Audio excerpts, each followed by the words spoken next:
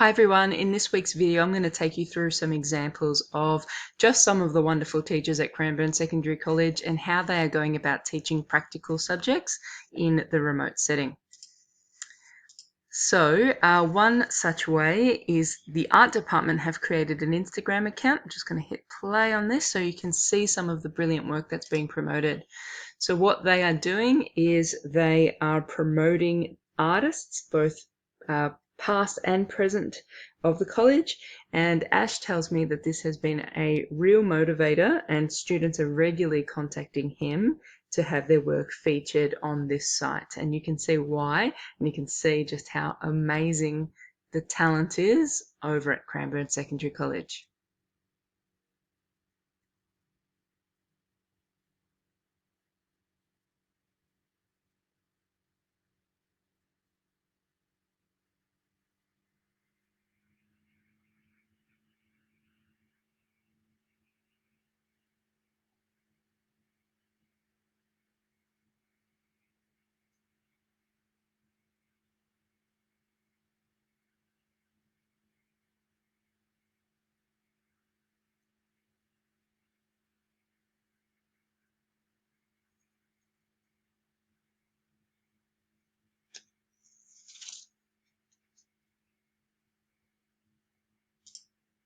Okay, so the food tech department are doing a similar thing. I'll hit play. They also have an Instagram account, and here they promote student work, they set up demos, and they share heaps of funny memes to keep the kids engaged.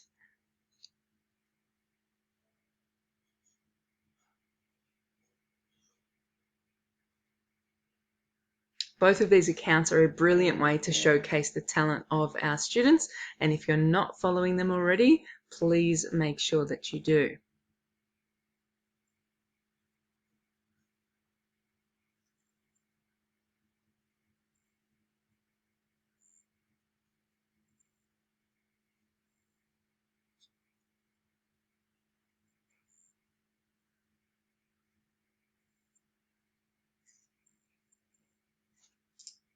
Now, the food department don't just have that Instagram account, they also have a YouTube channel where they post videos of demonstrations, and what we're about to see now is a video or a snippet of a video that Marie has made to demonstrate some cooking. So here we go.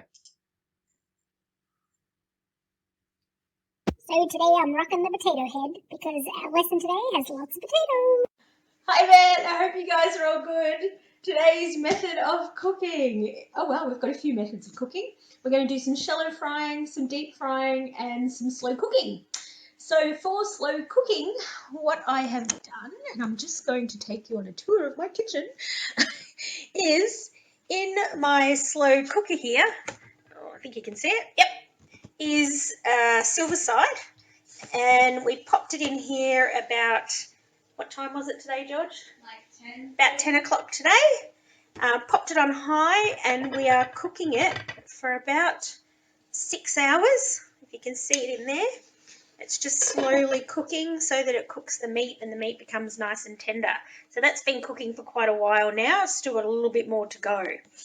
While I am waiting for that to cook, I am going to make Dupion potatoes, which is really nice. And I'm also going to do some homemade funnel cakes as dessert. They're quite interesting and lots of fun. But for the Dupion potatoes, I have already peeled my potatoes because I'm pretty sure you guys know how to do that. I'm just going to chop them into pieces and I'm going to put them on to boil and let them cook until they're soft enough for me to mash. So remember, boiling point is 100 degrees Celsius. So once it boils and those bubbles are bubbling along in the pot, it means that the temperature of the pot or the temperature of the water is 100 degrees Celsius.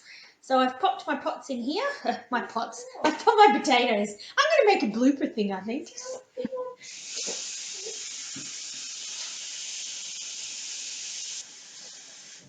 So I'm going to pop them on to boil. Okay, so the next example that I have comes from the drama department, and this is a lesson with Linda McGloin in the use of expressive skills to show an audience what the student is doing, thinking, and feeling. So just for some context, students were allowed three props. One was a costume, one was any other object, and the third was a vessel that they could drink from.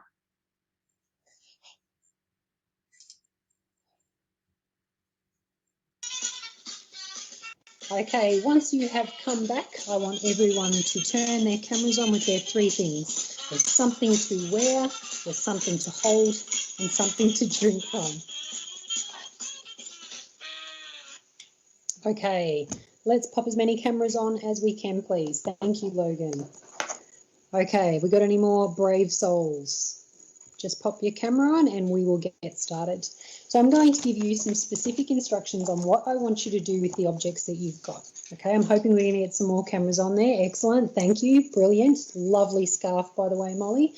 What we are going to do first is I want you to show me, I want you all to show me how you're going to use your element of costume to be able to show me that you are better than me.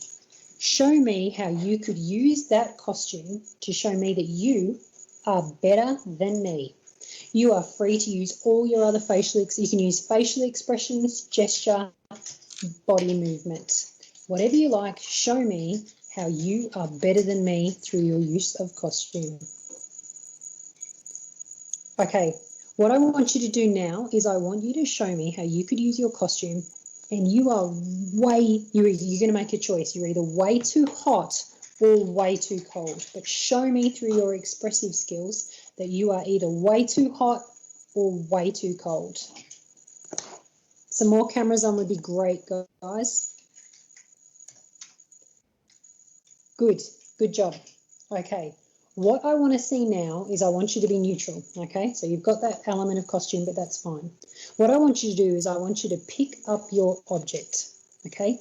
And through your use of expressive skills, I want to be able to see how you feel about that object. I want to know, do you like it? Do you not like it? Do you value it? Do you hate it? Is it really important to you? Do you love it? Excellent.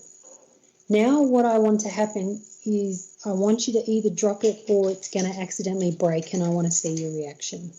Show me how you would feel or how you would use your expressive skills to show me if you dropped it or you broke it. Good, excellent. Okay, what I want you to do now is I want you to pick up the vessel in which you are going to drink from. Okay, I want you to pick up what it was that you were drinking from. And I want you to take a sip. Oh, no, a shoey. Excellent. I want you to take a sip. Oh, it's really hot. What's in it is really, really hot. You've just burnt your mouth. Okay, great. I want you to blow into your cup to try to cool down what it is that you are drinking. And I want you just to have a couple of hesitant little sips. Okay, it's better. It's okay. So I want you to have a drink. Have a drink, have a big sip. Beautiful.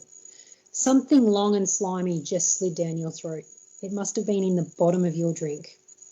Okay, so I want to see how you would react if that happened. Mine was toe jam, miss. Oh, that's gross. That's gross. That's gross. Okay, now that you've got that out, I want you to have another drink, but I want you to be looking around just to check that nobody saw you and how you reacted to swallowing something disgusting. So cautiously look around. Okay. Excellent. Fantastic. Thank you, everybody. That is all I wanted you to do for that. Okay, so I have stopped that recording. Okay, now next demonstration, here we have music with Wesley Smith, and here Wesley is performing for the students. He is modeling drum playing while the kids are hopefully following along at home. At the beginning of this video, he told the students to get out some drumsticks if they had them. If not, pencils would do, knitting needles would do, or chopsticks, anything that they had at home. I'm going to put it all together and then I'll give you an opportunity to practice it on your own. Okay, so it'll be like this. 1 and 2 and 3 and 4 and 1 and 2 and 3 and 4 and 1, 2, 3, 4. And as you get better at that, you can speed that up.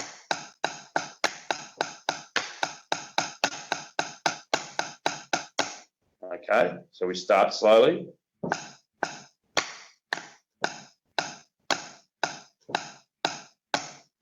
T, T, T, T, T, T, T, T, T, T, T, T, T, T, T. Hey guys, you shouldn't be messaging, you should be doing what we are doing together now in class. Okay, just give you a little tip with your hands. Make sure that the roof tops, once you hold your stick or your hitting device, make sure the roofs or the tops of your hands are pointing straight up, because you get a lot more flexibility this way than if your hand is on the side. See how you can't, there's no flexibility, no room to move. So you can do this sort of thing when your hands are facing up and down.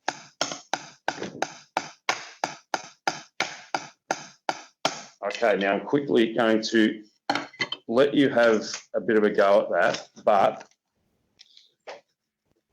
see the drum kit over there?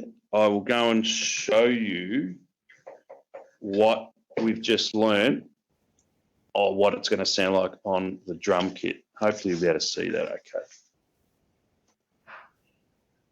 All right, so this is the hi-hat. So this is the TT part. Okay, your bass drum is the right foot. So we have 1, 2, 3, 4. 1, 2, 3, 4. And your left hand, which was the snare drum on 2 and 4.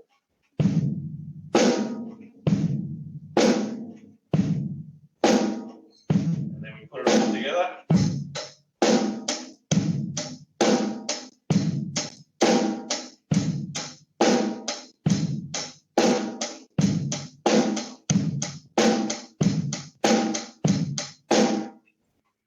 Okay, so that's what we're aiming for. All right, the next example comes from PE.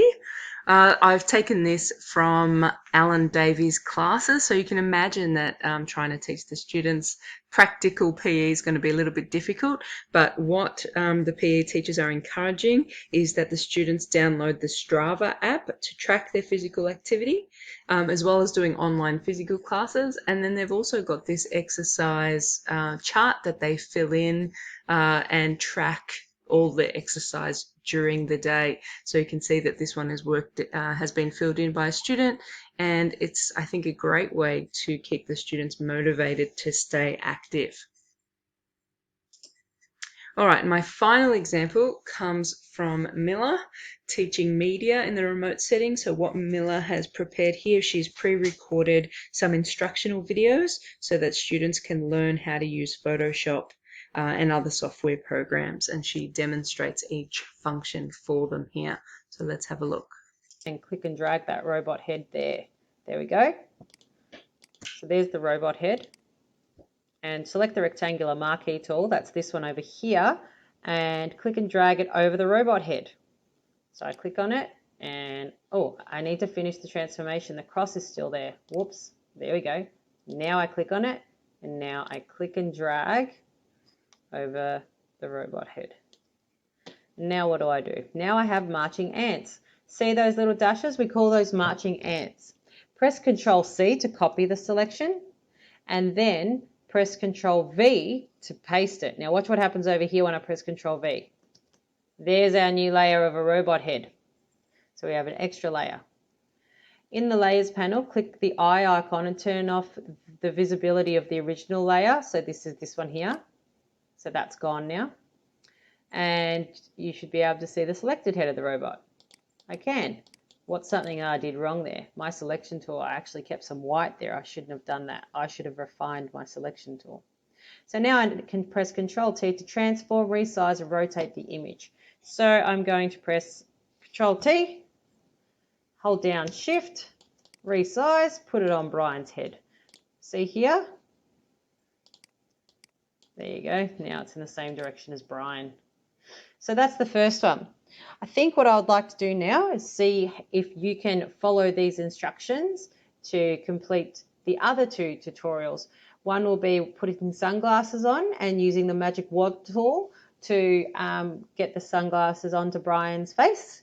And then another one will be using the magnetic lasso tool to get this star on Brian.